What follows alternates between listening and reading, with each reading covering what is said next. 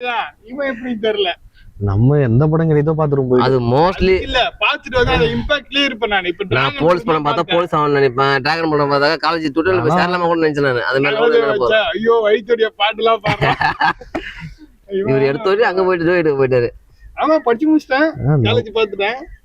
நான் விஜய் பேசினாலே போதும் அதே மாதிரி பேசின்னு கிடப்பேன். விஜய் பேசினாலும் சரி, விஜய் உங்களை ஏசினாலும் சரி கேட்பீங்க. அவரு என்னென்ன பண்ணுவாரோ அதை அப்படியே போய் பண்ணின்னு கிடப்பேன். அவர் திரிஷா கூட சுத்துவீங்களா?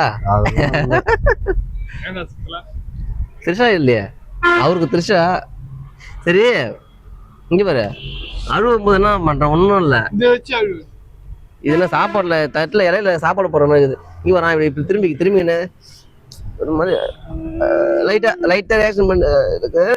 என்ன பண்றது தெரியல. நாய் ஊழல்ற மாதிரி இல்லை, ஒன்றும் இல்லவா. கிளிசரின் இருக்கு வீட்டுல, எடுத்துட்டா எதுக்கு கண்ணில் போட்டு தண்ணி ஊத்தும், அப்படியே காணில் வர மாதிரி வந்துட்டே இருக்கும். எதுவும் ஆகல, லைட்டா கண்ணு சரி போட்டு விடுங்க. ஆனா அந்த அளவுக்கு ரீலா வேணுமா? இல்ல வேணாம்ப்பா. ஏன்னா இப்ப யாராவது செத்துட்டாங்க, இல்ல லவர் பிரிச்சு போயிட்டு அழுவலாம். செல்லுக்கு ஏமா பண்ணுவான். அடுத்த கதை அந்த மாதிரி அதுதான்.